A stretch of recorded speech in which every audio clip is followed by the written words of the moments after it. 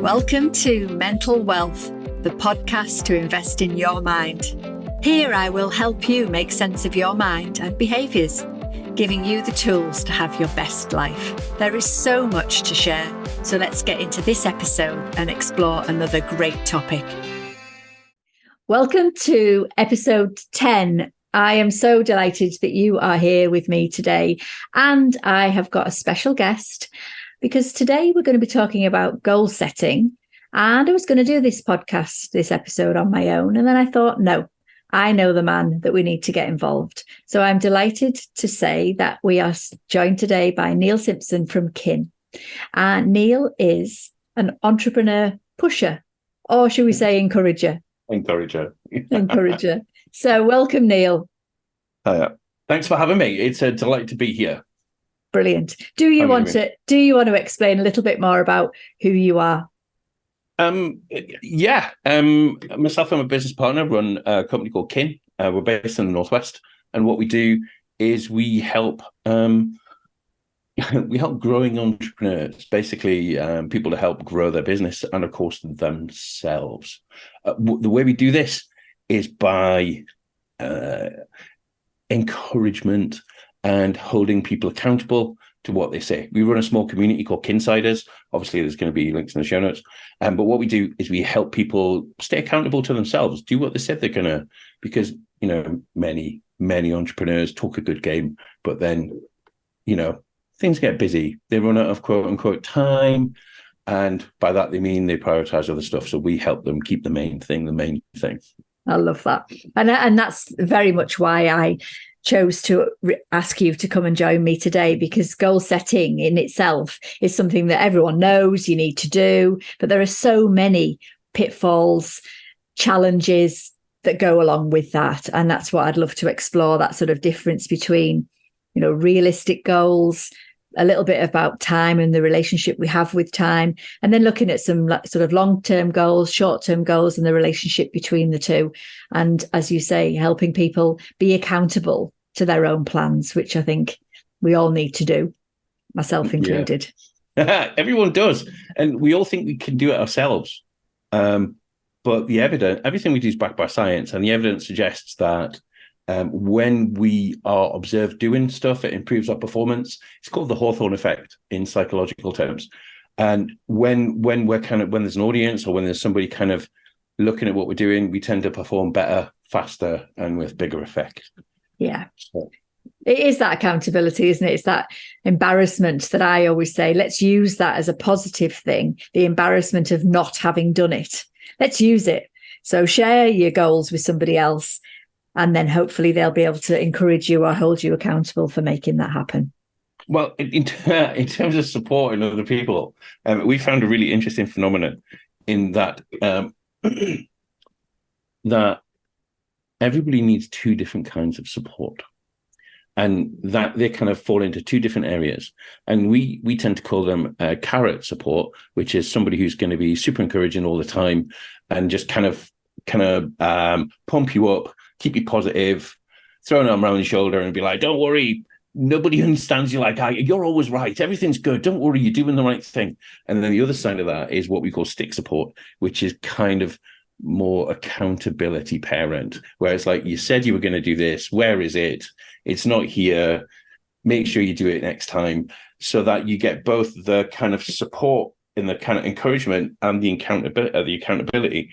And what we've discovered is that can't be the same person, because people who are being encouraging then find it difficult to kind of switch gears and then turn into somebody more accountable, and obviously vice versa. And for the good of your relationship, neither one of those people should be your partner in life. Yeah. Because you should keep your business away from your relationship. Because what we find, especially with kind of women in business, is that the kind of strong, particularly male voices in their relationships tend to translate into more kind of, well, let's be positive and call them critical friend rather than encouraging friend. So for the good of your relationship, make sure you get your support outside of your relationship so you can kind of keep your home life all about rainbows and teddy bears, or I don't know, whatever floats your particular boat. But you get all the other stuff in kind of professional support from people who are good at it, and most importantly, have experience. Yeah, and I think it's critical, isn't it, to always have the right people around you for whatever it is that you're trying to achieve. 100%. Nobody does anything on their own. No. The kind of this myth of the kind of lone entrepreneur who kind of takes on the world single-handed, it's just not true. Everybody needs a sidekick, hench person, posse, whatever it is. Everybody needs some support, and it's much, much harder if you do it on your own, which is kind of part of the reason why we set Kinsiders up. Because what we find is that when we all go together, we tend to go further. It's easier to sustain these things. There's a really fantastic African proverb, which is, if you want to go fast, go alone. But if you want to go further, go together, which is a fantastic way of kind of looking at things. So yeah, getting the right people around you is absolutely critical, paramount if you want to do something fantastic. But I think just going, what you've just said there, I love that metaphor of going together. That's the whole point. And that was my motivation for this podcast, is to help people realize that lots of people, while we're all unique, will be in one shape or another feeling, thinking, doing the similar things. So let's know that, and then let's all step forward together. Yeah, it's cropped up in one of the things we were teaching this morning is the big unspoken secret of our business is that we're kind of all making it up as we go along, right? Like there's no roadmap. We're all pioneers. We're all kind of plowing our own furrow and creating our own journey, and that can get hard. And having the right kind of support and the right kind of cheerleading section and the right accountability section can go a long way to make us feel part of something bigger than ourselves. And if we're plowing a lone furrow, that can get tiring very, very quickly. Definitely. Okay, so we know we need the right people around us. We need some people who might be encouraging and a bit more nurturing, and then we might need another person in your life that's going to give you a bit more push and encouraging. And I know that's kind of your positioning in your business. Yeah, I am the stick because I've been behind that stick myself. So let's talk about goals though, and because I think people often get very overwhelmed, just always the thought of setting goals. It's supposed to be a really positive experience. You're supposed to have all your ideas about what you'd love to do, and then you get a bit stopped or a bit overwhelmed. And that can be in life, in business, in any area. What should we highlight around goals and some of the traps that people fall into? So much to talk about here. Firstly, I think that the most useful suggestion I can give about goals when you're thinking about it is to give yourself the time and space to stop and listen to yourself.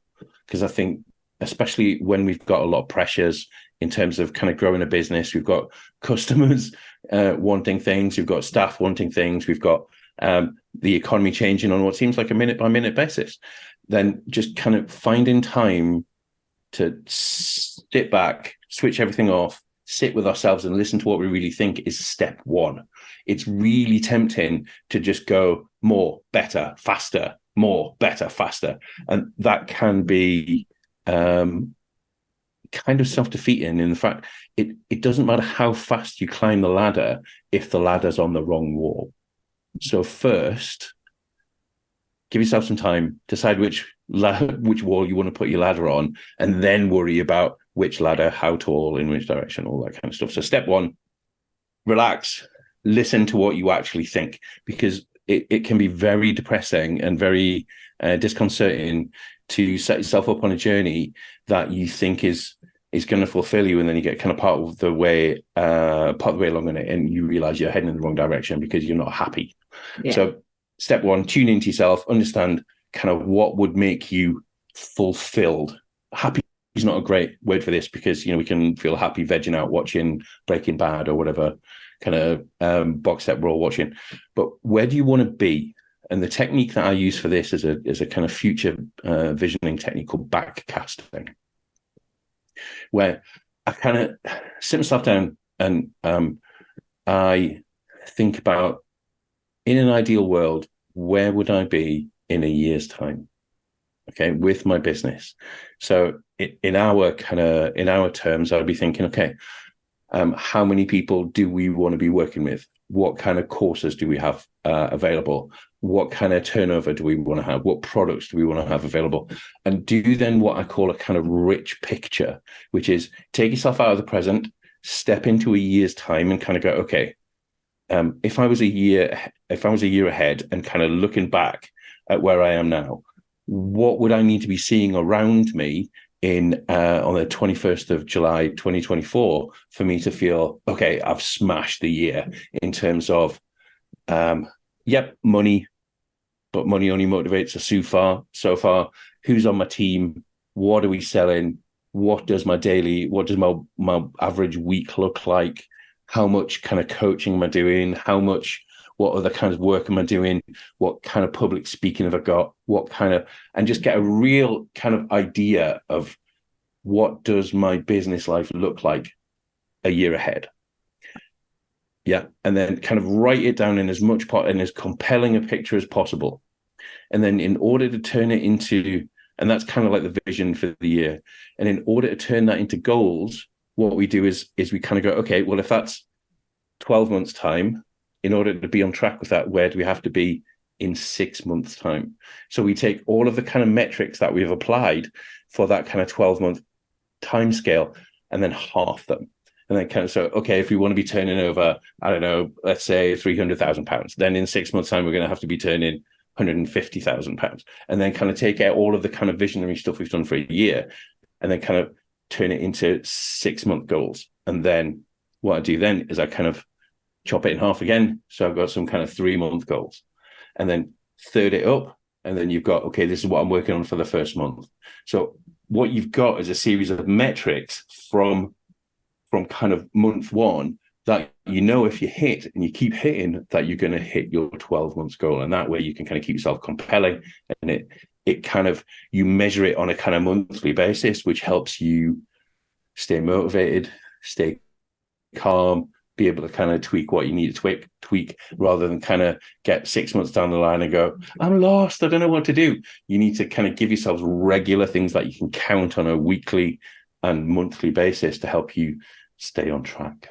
Yeah, I think that's so important. Yeah, totally. I think I hear so many people talk about having goals in whatever format. They might have done a bit of visionary thinking about what they want something to look like, whether that's a job, business, relationship, whatever, and then very quickly get overwhelmed with all of the things because they're focusing on all of the things at the same time.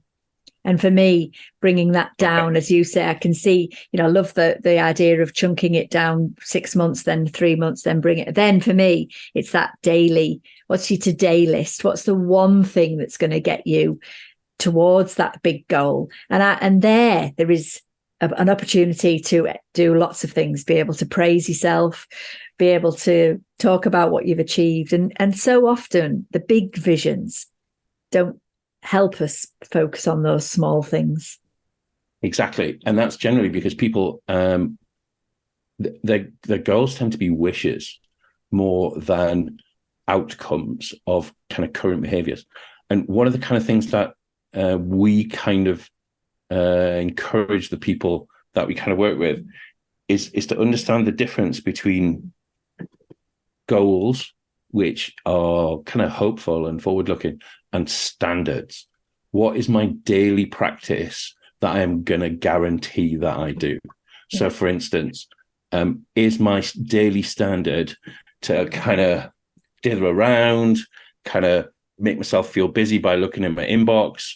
Is it messing about with stuff that I don't know is going to shift the needle forward? Or do I prioritize the important things? Do I have a high standard for myself on executing, which is, okay, I won't even open my email inbox before lunchtime. That way I can get at least half a day every day pushing the needle forward to grow my business or to stabilize my business or to take care of whatever is operationally sensitive or important to get me where I want to go, rather than kind of ease into the day with something kind of simple and easy, like, oh, I'll just dither around with my emails. The thing is, if you start off your day with kind of low value, low agency stuff, then what you end up with is you use all of your energy in the morning on stuff that doesn't actually matter too much.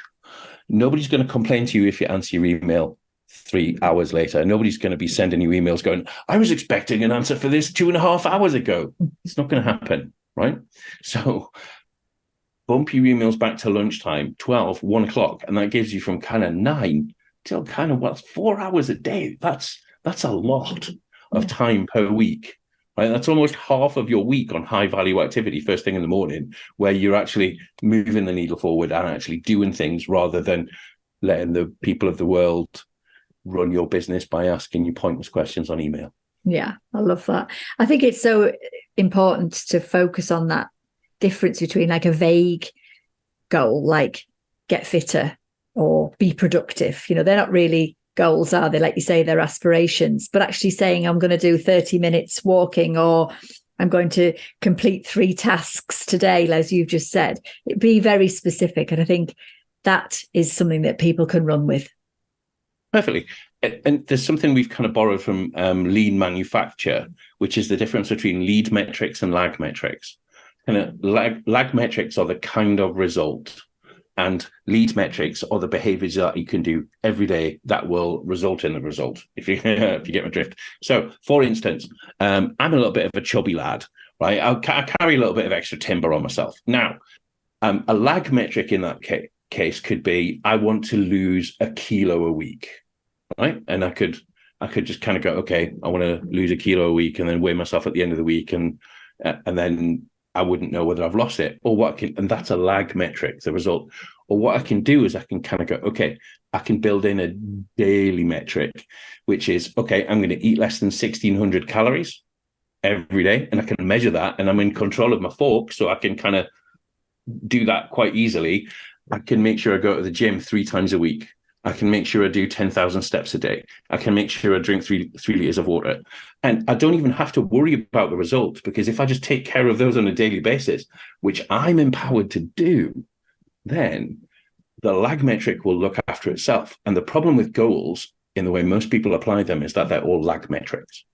And this is what I mean by standards, where you kind of go, my daily standard is, I'm going to do all of my lead activities, which is manage my diet, do some exercise, drink some water, all of that kind of stuff. And then that makes me feel empowered. It's small stuff. I can just tick them off. And every day I'm like, yeah, score, did that. And then when the results happen, we're generally more surprised and we'll achieve more than we think we will. Yeah. If we do the daily stuff rather than wait until the end of the week and go, oh no, I've got to lose 1 kilo. I better not eat for 2 days. Not going to work. No. So do yourself a favor, break everything down into standards and behaviors, because it's habits and behaviors that make the difference, rather than having a pie in the sky goal at the year end. Yeah, so important. And celebrating all of those, because you've got lots of little things that you can have done. And again, the brain is screaming out for celebration. It needs that feeling. It needs that good oxytocin, doesn't it? Yeah. We had it when we were at school. We got it all the time in most instances. And as adults, we don't do it to ourselves. Exactly. And like, it's one of the things about being a grown up is that our cheering section evaporates over time. Okay. Hence, we need the right people around us. But also, you need a victory dance, right? You need a way of kind of celebrating for yourself that you've done what you would say you're going to, because it's that kind of trigger action reward kind of thing. Without the reward, you don't embed a new habit. Now, the challenge is to find yourself a little reward that isn't have a pie or a glass of wine or do something that's destructive. It needs to be something nourishing. It needs to be something that you can kind of do where you don't have to go to the shop first. So is it about listening to an uplifting bit of music or something that kind of nourishes you in some way, right? So then the reward that you get is actually constructive rather than destructive.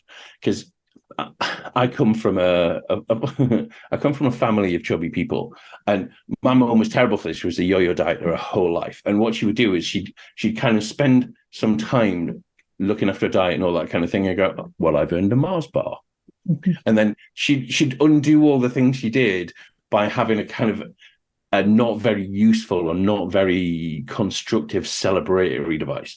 So if whoever's listening takes one single thing away from this kind of podcast, is find your victory dance. Find a way of celebrating for yourself that is nourishing and positive and actually keeps you on track rather than derails you. I absolutely love that. And I think we need to have a little campaign on socials when this podcast goes out.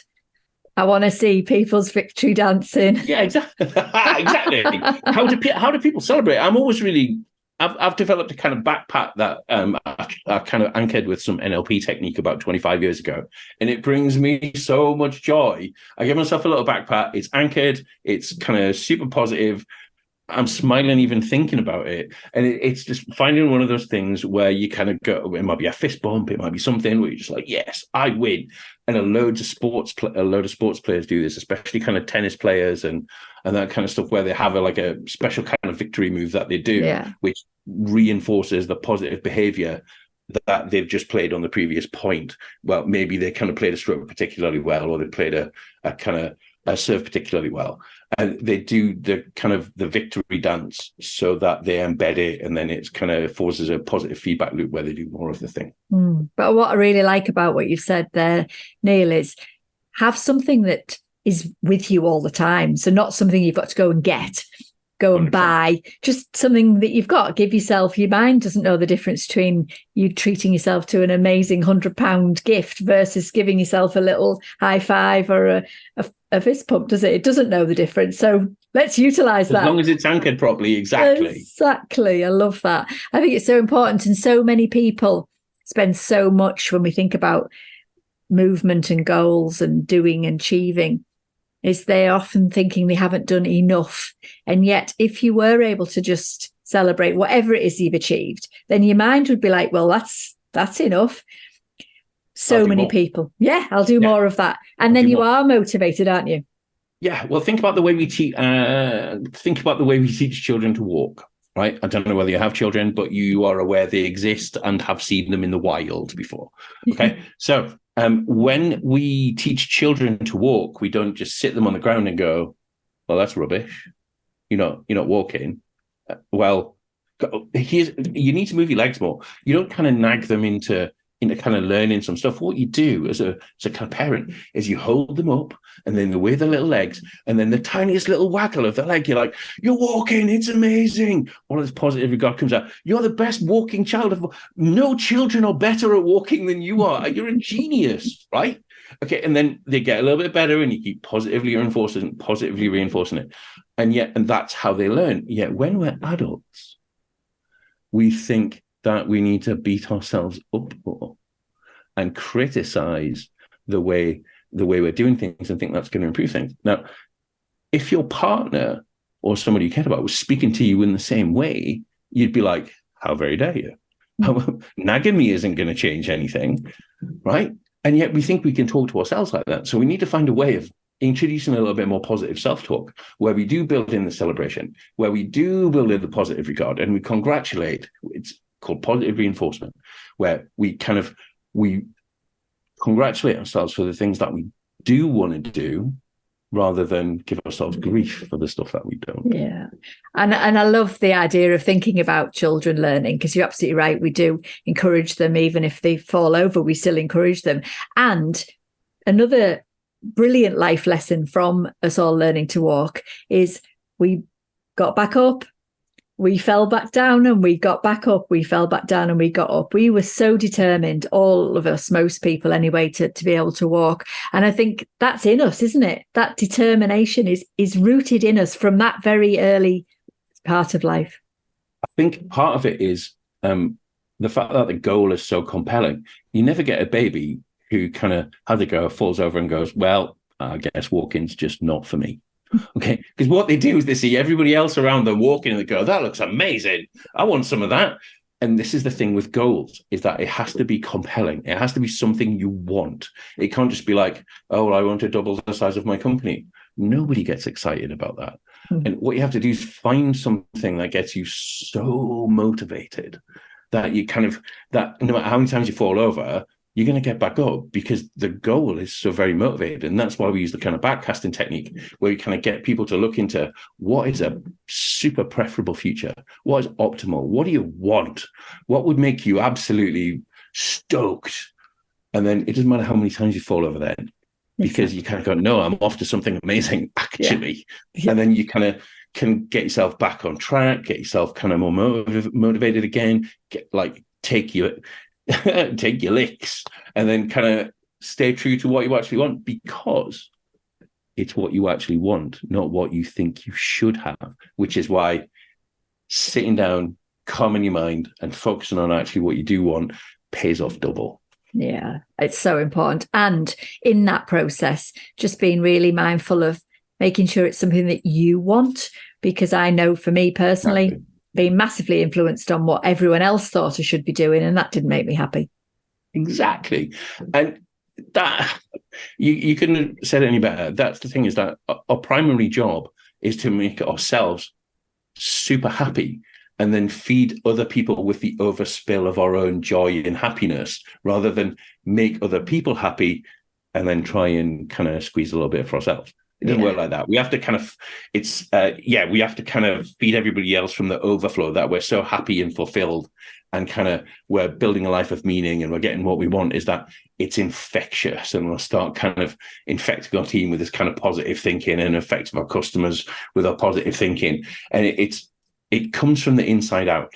Yeah. You can't ever bring that from the outside in, because it's our business. We're responsible for it. And we have to kind of do it deliberately, or everything just gets painful where we think we should. And, kind of, oh, well, our partner thinks this, and our business partner thinks this, and our customers think this. It's a lot of weight to carry if it's not what you want to do. And that just kind of builds resentment, and then pain, and then suffering. And then when you do fall over, you think, oh, maybe I don't want it that much anyway. Yeah. So step one, building the compelling future is literally 80% of the battle. Yeah. And I think if anyone is listening in today and they do feel a bit stuck wherever they are in life, it is just about taking some thought on, well, what is it? What's missing? What you're doing too much of? What you're not doing enough of? What is it that's missing that you can then start getting excited about? Because that's basically what we're saying. Let's get excited about.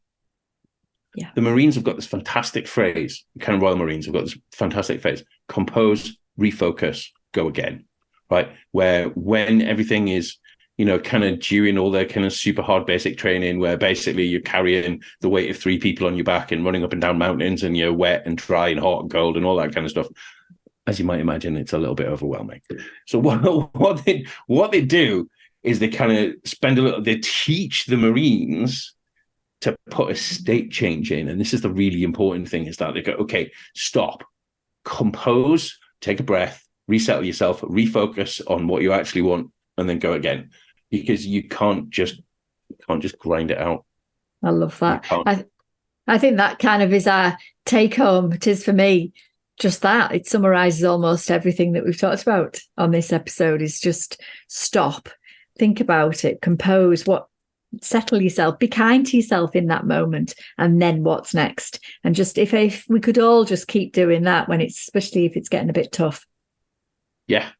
Well, there's many metaphors for life. Kind of, is life a race? Is it I prefer to think of life as a parade, right? Where I go along at my own space, my own speed, showing off what I'm good at, making sure the audience notices, being all pizzazz and that kind of thing. And that for me kind of works, because if it's a race, you're in a hurry. And so chill out, bring the best of you to work. And when you do that, people will respond, because, who wants to do business with a 7? Right? When you score, you kind of, how much you show up to work every day. Most people go, 7 or 8. Who wants to do business with a 7? I want to do business with an on fire 10 who brings everything they can to the business, is actually cock a hoop to be there, and will smash it because they're doing something they love. I love that. I love that. Right. I think we've probably given people lots of good things to think about. There is some little tips in there that we can take action on, chunking things down, making sure you've got your big vision first, then chunking things right down, making sure that we've got the right people around us, giving ourselves a bit of slack, a bit of permission. But I think the big thing for me is that victory dance, isn't it? That's the bit that stuck out for me. We can train ourselves to do much more positive things. And all of that starts with understanding what you want, giving yourself a bit more positive regard. And then when you do show up, catch yourself showing up and congratulate yourself. Yeah. Brilliant. I love that. I love that. And, you know, this feeds in beautifully to next week's episode, because I'm going to be talking to Caroline Bramwell, who she's got an incredible story. She's a triathlete, a motivational speaker. She has got a great motto, and her motto is anything is possible. And that's because she herself has got a stoma. She's had surgery and has just proven to herself. And in that conversation, we're talking about how she chunked everything down and gave herself those celebrations, but also those steps. Absolutely. It's like Henry Ford said, whether you think you can or you think you can't, you'll find out you're right. I love that. Brilliant. Thank you so much, Neil, for coming and sharing your wisdom with us today. Thanks, Alison. It's been an absolute delight. Yeah, well done for this. It's a great thing. And thank you for having me. And I hope, wish you all the success in the world. Thanks, Neil. Brilliant. Well, I hope you can join us next week. Thank you so much again to Neil for this week's episode. And I'll see you next week. Thank you for listening and sharing in this episode of Mental Wealth. Remember, you can subscribe wherever you get your podcast. My last question to you is, what is the one small thing that you can take action on from this episode? Message me on Instagram or through our website with questions you'd like me to explore. You'll find the links in the show notes. I'll be back with more tools and tips to make sense of your mind in the next episode. In the meantime, be kind to yourself. Bye for now.